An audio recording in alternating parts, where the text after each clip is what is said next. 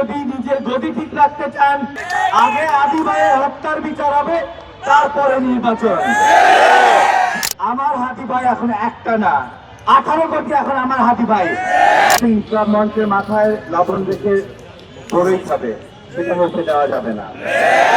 আমার ভাই গেছে, আন্দোলন চলবে, কিন্তু হাতি ভাই কখনো কোনোদিন এই 16 মাসে একটা আন্দোলনে একটা কোনো কিছু ভাঙচুর করতে আমাদের সেই শিক্ষা দেয় নাই।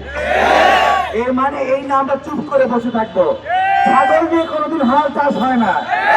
বাংলাদেশে কোন নির্বাচন হবে না যতক্ষণ পর্যন্ত আগে আদি ভাইয়ের হত্যার বিচার হবে, তারপরে নির্বাচন।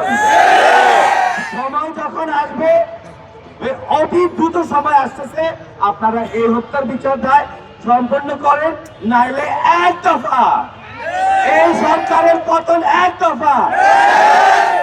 আমার হাতি ভাই এখন একটা না, 18 কোটি এখন আমার হাতি ভাই।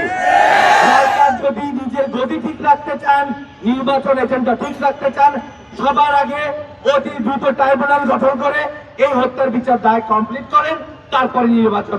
ধন্যবাদ সবাইকে। আসসালামু আলাইকুম।